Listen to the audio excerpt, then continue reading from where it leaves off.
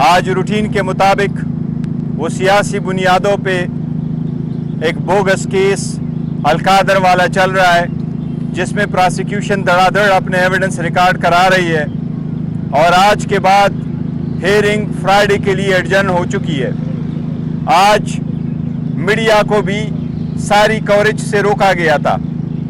जब खान साहब बात करना चाह रहे थे तो खान साहब की बात के दौरान पुलिस वालों ने मीडिया को मीडिया के कैबिन से बाहर निकाला है। इसी तरीके से जो हमारे वकला साहिबान हैं उनको भी अंदर जाने नहीं दिया गया।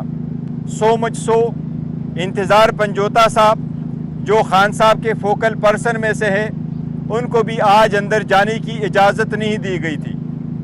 ये जो अलकादर वाला केस है, हम आपको बता चुके हैं कि ये न सिर्फ ये कि सियासी बुनियादों पे बना हुआ है, लेकिन इसमें खान साहब का कोई लेना देना नहीं। कानूनी तौर पर कोई ऐसा केस नहीं है जो क्रिमिनल हो, जो ये बन सकता हो, क्योंकि खान साहब की हैसियत एक ट्रस्टी की है, इससे कोई ज़ाती फ़ायदा नहीं लिया है। दूसरी तरफ नवाज शरीफ के सारे केसेस माफ़ हो रहे हैं। ये किस एजेंडे के तहत? ये उस एग्रीमेंट के तहत माफ़ हो रहे हैं कि नवाज शरीफ के सारे केसेस माफ़ हुए तो शखाना में जो उन्होंने लाखों करोड़ों की गाड़ियां ली थी उसको क्लीन चिट मिल गया और कहा जाता है कि हाँ, इसकी पेमेंट जाली अकाउंट से नहीं हुई, तो नवाज शरीफ को एग्जॉनरेट किया जाता है। इसी तरीके से पुलिस के बारे में खान साहब ने कहा है, जिस तरीके से पुलिस इस्तेमाल हो रही है कि पुलिस का बहुत गलत इस्तेमाल हो रहा है। जिस तरीके से मरियम नवाज पुलिस का यूनिफॉर्म पहनती है पुलिस के दरबार में भी, और मरियम नवाज पुलिस का यूनिफॉर्म पहनती है अपने दफ्तर में भी, अभी उसने वो पावर पुलिस के एज्यूम कर लिए हैं और उनके डायरेक्शन पे लोगों के खिलाफ केसेस बनते जा रहे हैं। ये सारी पुलिस सियासी तौर पे इस्तेमाल हो रही है। इसके साथ खान साहब ने बड़ी हैरत का इजहार किया है, पर खान साहब का कहना ये कि इसाक डार साहब नवाज शरीफ के एक फ्रंट मैन है, इसलिए आईन में ये हुदा न होते हुए भी इसको डिप्टी प्राइम मिनिस्टर बनाया गया है। ऐसा कोई हुदा आईन में नहीं है। पहले अगर किसी ने गलत किया तो इसका मतलब ये नहीं है गलती को दोहराया जाए। ये सिर्फ अपने फ्रंट मैन को इस पोजीशन पे रखने के लिए दिया गया है ताकि ऊपर से ऑर्डर नवाज शरीफ के हो और चलाता कोई और है। साथ ही आप लोगों ने देखा है, सुना है, कई सारे बातें हुई डायलॉग के बारे में। आज खान साहब ने जो हिदायत दी है उसके मुताबिक मैं आपको एक स्टेटमेंट दे रहा हूँ। किसी भी डायलॉग के बारे में किसी भी इदारे से पार्टी के किसी कैंडिडेट नुमाइंदे के पास कोई इख्तियार नहीं है कि कोई बात करे। अगर उसके बारे में कोई बात करना हुआ तो वो खान साहब की हिदायत पे आपके सामने मैं लेके आऊँगा या बानी चेयरमैन इंशाअल्लाह ताला खान साहब आपको खुद जेल में बताएंगे। कोई हमारा डायलॉग किसी के साथ नहीं हो रही। मैं पहले भी खान साहब का मैसेज आपको दे चुका हूँ कि हमारी कोई डायलॉग बैक डोर नहीं हो रही। हमारा कोई टाइम फ्रेम नहीं है डायलॉग के लिए। हमने कोई किसी के साथ शेड्यूल नहीं किया है और हमारी कोई बातचीत नहीं हो रही। जिस दिन बातचीत हुई या कोई हमारा इरादा हुआ फर्दर जाने का, हम मीडिया को इंशाअल्लाह ताला बताएंगे। साहब ये बताइएगा कि खान साहब से हमने भी पूछा था कि जो आपने एस्टेब्लिशमेंट से मुज़ाकरात करने हैं उसके लिए क्या आपने किसी का नाम तजवीज़ किया, किसी लीडर को कहा है?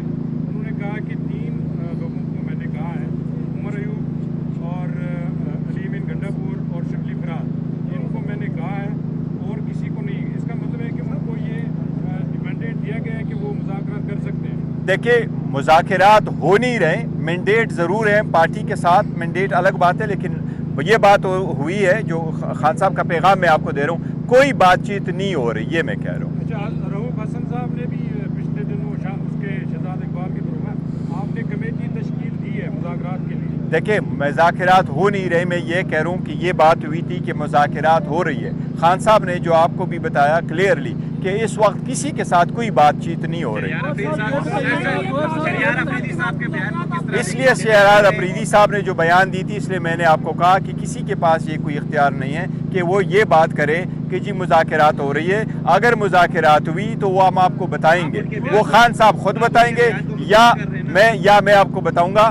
نہیں دیکھیں, ہم کہہ رہے ہیں کمیٹی بنی ہے, مذاکرات ہونے چاہیے نہیں ہونے چاہیے الگ بات ہے. کیا مذاکرات ہو رہی ہے؟ کوئی مذاکرات نہیں ہو رہی. نہیں پی ٹی آئی, ایک چیز کو میں آپ کو روکوں, نہیں ایک منٹ, پی ٹی آئی الحمدللہ کوئی انتشار کی شکار نہیں ہے. اختلاف رائے ہوتا ہے اور ہونا چاہیے.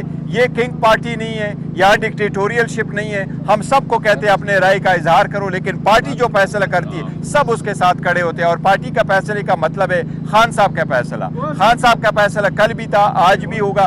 وہ لیڈر ہے, چاہے وہ جیل میں ہو چاہے جیل سے باہر ہو. پی ایس سی چیئرمین شپ پہ خان صاحب سے ہماری بات ہوئی, انہوں نے کہا کہ ابھی تک کسی کا نام فائنل نہیں ہوا ہے, اس پہ ہم مشاورت کر رہے ہیں. نہیں, شیر افضل مروت کا نام کیوں واپس لیا گیا؟ نہیں, شیر افضل مروت کا نام واپس نہیں لیا گیا. انہوں نے یہ نہیں کہا, خان صاحب نے یہ کہا کہ ہاں وہ نام ہے لیکن کل تک فائنل ہو جائے گا. کل ٹیوزڈے کو خان صاحب فائنل فیصلہ کر لیں گے. کیا تھا شیر افضل مروت کو, انہوں نے خود بھی کہا تھا کہ میں نے ان کو نامزد کر دیا ہے.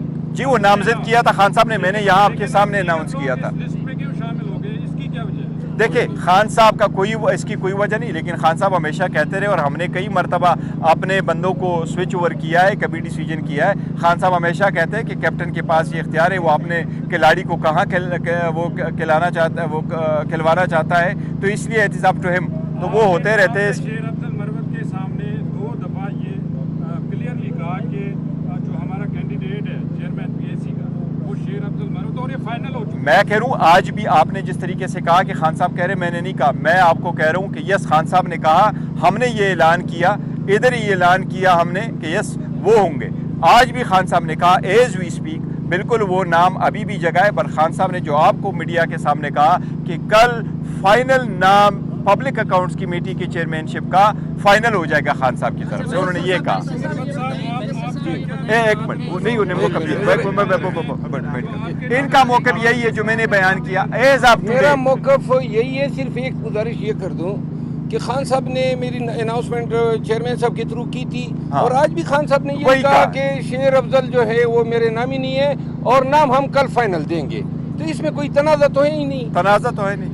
صاحب یہ بتائیے گا کوہاٹ سے ڈاکٹر عرفان اللہ جو تھے وہ جے یو کے ٹکٹ سے, جے یو آئی کے ٹکٹ سے 2013 میں بھی الیکشن جیتے تھے, 18 میں بھی جیتے تھے. اس دفعہ یہ کہا جا رہا ہے کہ آپ نے این آر او لیا ہے, مولانا فضل الرحمان نے اپنا بندہ بٹھایا ہے, سنی اتحاد کونسل کا بندہ جیتا ہے, اور آپ کی سنی اتحاد کونسل کی کے پی کے میں اب نشست ہو گئی ہے.